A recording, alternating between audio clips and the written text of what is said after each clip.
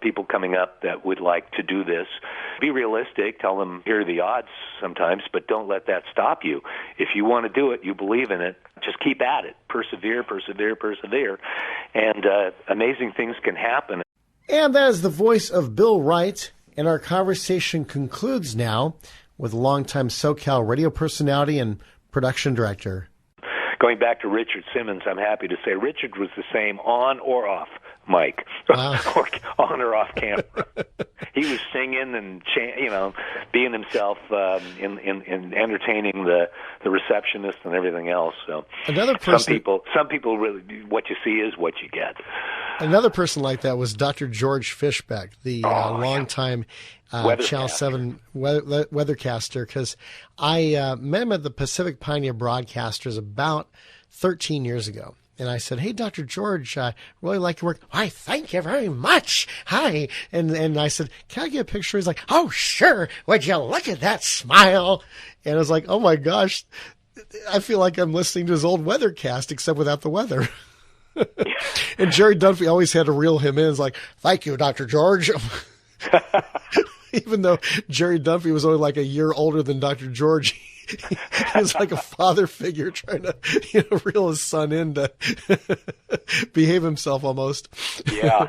You mentioned the Pacific Pioneer Broadcasters. I mean, there were some, legends that were part of that organization. I too got to go to a lunch. I think it was while I was at KBIG, and it was a friend of my brother's, and it was Jay Stewart, the Let's Make a Deal. Long time, here's Muddy Haw, let's make a deal. And I was sitting at his table, and guess who was at the table with me? I mean, two childhood idols. One was a guy named Bill Stala. That was Engineer Bill in the 60s. He was famous. He ran a cartoon show and was famous for his red light, green light. He tried to get kids to drink their milk. Wow. And if it was a green light, you'd drink, and if it was a red light, you stopped, and you'd have a milk mustache and all. And that show was fun. And the other was Larry Harmon of Bozo the Clown fame. Wow.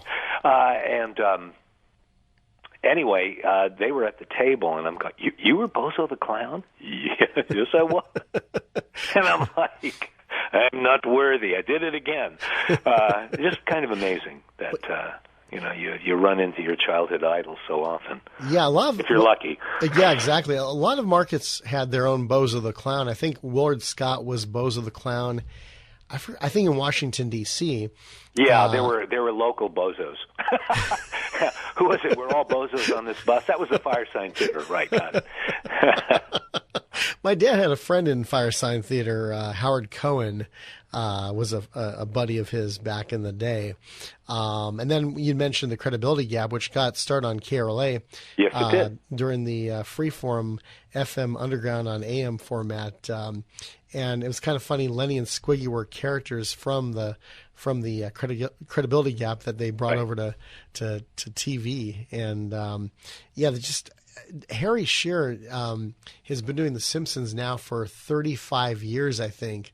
Yes. And just great genius. Now, there's a gig, 35 years. And I remember they had to actually accept, less money because, for whatever reason. And the less money was only a couple of mil instead of 10 or something like that. What a gig. Poor babies. Yeah.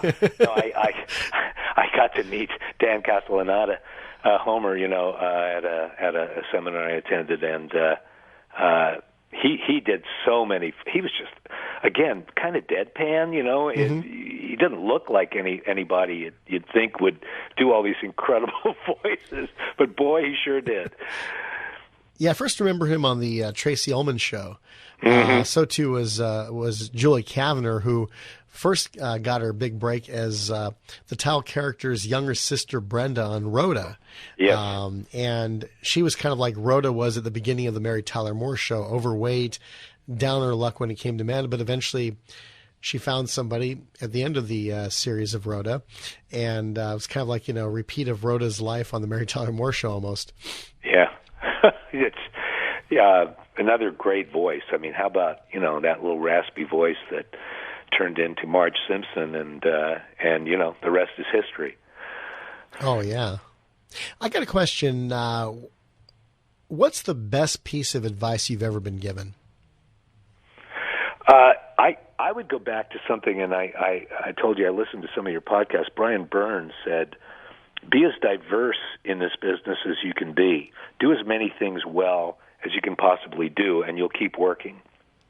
So for me, it was production and on air. I did a little news as well. I think for Brian and Ed, it was news. I learn as much as you can about how radio works.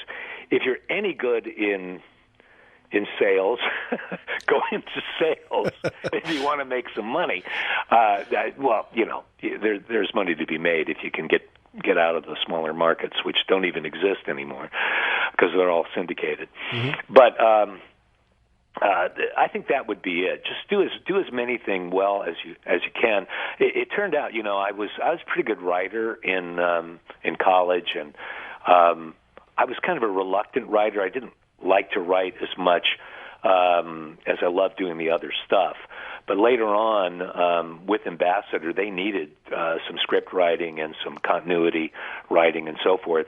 And so I said, sure, why not? I'll do it. And it's one of the reasons I enjoy great longevity, because I could do several things. I had the voice work and the writing and the if they needed a live interview with somebody, I could do that, and all the experience in it.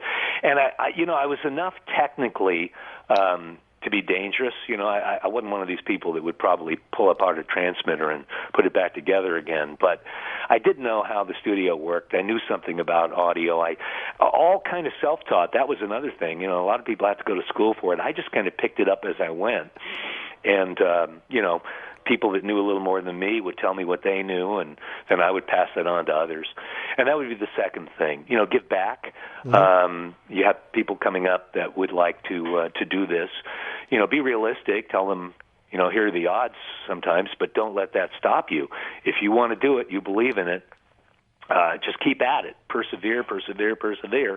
And amazing things can happen, and I think my career is kind of a testimony to it, because generally speaking, you don't spend 50 years in one part of the country.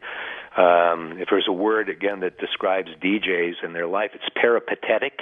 It's you move around. You're constantly moving.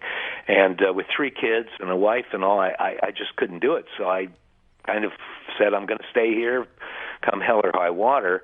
And, through God's providence, I was able to do it. So I think if I can do it, anyone can. And you didn't have to quote the lyrics to WKRP in Cincinnati, town to town, up and down the dial. Right. This show has so many great things. We could talk about that for days. Well, Steve Marshall, who was one of the movers and shakers at KNX-FM, who's working with Pat Vealing on the revival of it online. Steve was one of the consultants on that, and I saw his name, and I guess commented on Pat's Facebook page. I just said, tell Steve Marshall just how much not only we appreciated KNX-FM, but his work at WKRP. It really resonated with those of us in this business. And I got a nice note back that said, we really appreciate that. At the time, he didn't think so much of it, but it was a great thing he did. Oh yeah, I mean, unfortunately the show is only on for 4 years, but it makes me wonder. Okay, if it had been on for more years, would it have been as good as the first 4 years? Because it seems like after 5 years, a show kind of loses ideas and kind of rinses and repeats instead of being original. Yes, it kind of, as they say, jumped the shark. I think towards the end, the first couple of years were the best, and again, featuring the one I told you, the turkey drop from the helicopters. Oh, yeah. The other one I loved as a production guy is when one of their clients was a funeral home, and they had to come up with a jingle and make a funeral home sound hip because they were a top 40 station. And the two things kind of don't go together, do they? Genius. Or the one where Les dates the girl of his dreams and she takes off the tape from the floor and he's like, I never want to see you again.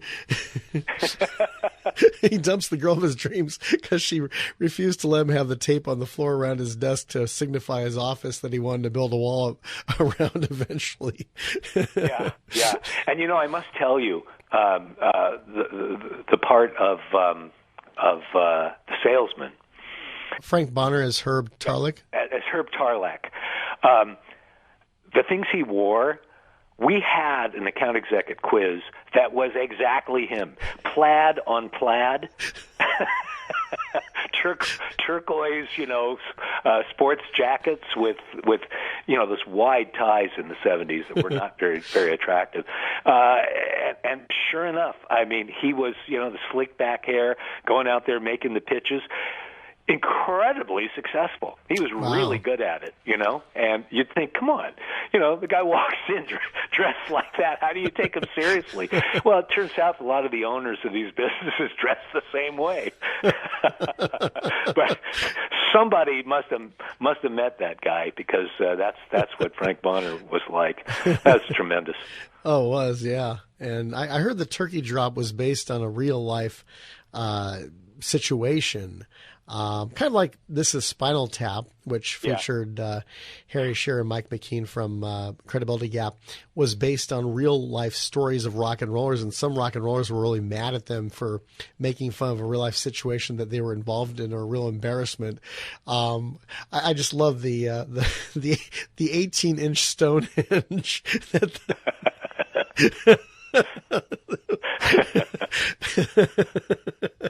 A lot of creative people in our business, right? I mean, just a lot of great things have happened, and when you live long enough, there's just so many stories to tell, and look at it. We've been talking for a couple hours now. Yeah. It seems like, and yet you probably only scratched the surface on all the things that have happened in even one lifetime. Yeah, you mentioned meeting Rod Stewart. When I was about 7 years old, my Aunt Bobby, she was married to a real-life Tony Soprano, and so she had a lot of money, and she was staying in Beverly Hills at the hotel where Eddie Murphy stayed in Beverly Hills Cop. And this was the summer of '79, and we were at Ma Maison. She said, give me the name of this fancy restaurant that celebrities hang out at. And so the concierge gave her Ma Maison's number. It was coned and head chefed by Wolfgang Puck at the time. This was before he opened Spago. And it had an unlisted telephone number. It had these, metal tin roofs and AstroTurf flooring where the people dined outside. And then the inside was an old house that was the bar where the kitchen was and the restroom. So my dad and I were in the men's room. He says, Josh, guess who's out there? I said, who? Rod Stewart. Really? Now, don't get too excited. And so I see him and his wife, Alana Hamilton, at the table. I run over there and go, I know you. You're Rod Stewart. My dad has all your tapes. He's like, yeah, what's your name? And I looked at the cassette on the table. I was like, oh, there's one of your tapes right there. Yeah, it's broken. It got all wet. I said, yeah, last week my dad's tape got chewed up by the tape player. And he just busted up laughing, and we had a great 5-minute conversation. And then he, shook my hand, gave me a pat on the back. It was great. Yeah, wow. And, that music of his will live on long past him. Oh, yeah. So, you've met kind of like an immortal. Yeah, definitely. Yeah. Well, Bill, thanks for coming on here to the Talking Archive. Is there anything you'd like to close the show with? Well, I would just say that, old DJs, love to talk about the old days and about, we love to hear ourselves talk. And so thank you for listening all this time, because generally you start telling these things to other people, you kind of, okay, got to go. See you later. Thanks very much. I know the feeling. It's been a lot of fun, and it's those of us that have done this really love the opportunity. I'm forever grateful. I'm humbled to have been able to do it as long as I did. I am mostly retired. I do a little voice work now, and as I told you, I have two granddaughters that take up a good deal of my time. We chase them around, and hopefully I'll be able to regale them with stories of the old days sometime soon. Right now, my older granddaughter, who's 4, pretty much just wants me to get down and wrestle with her.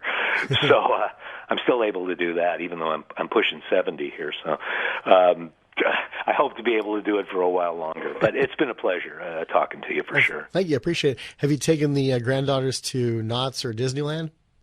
Not yet, but I'm gonna. All right. If I can afford it on a fixed income, right? Well, Knott's Berry Farm is actually a great deal. So yes, okay. Disneyland ads, you're going to be out $1,000 at least. That's just getting in the parking lot. Forget the park. You got that right. There's my little Disney bash for this episode. And we have been talking with radio personality and production director Bill Wright. And Bill, thank you for coming on to the Talking Archive. It's been a pleasure, my friend. Thank you, Bill. Appreciate that. I wish you the best. You said you're 52? 52, yeah. Yeah, so maybe another 15 years or so before you join me in the pasture. Exactly. I got to brush up on my golf game. There you go. There you go. Well, it's a great thing that, and Salem's it's a great outfit. Yeah, it is. Yeah, really good. Okay, sir. Talk to you soon. Have a great day. All right. And until next time, subscribe to our YouTube channel if you haven't done so already. Also, check us out on Instagram at JoshDJ57. And until next time on the Talking Archive, I'm Josh Jacobs. Keep your mind on the things above, and as you hit that open road, don't be a slow-down spectator.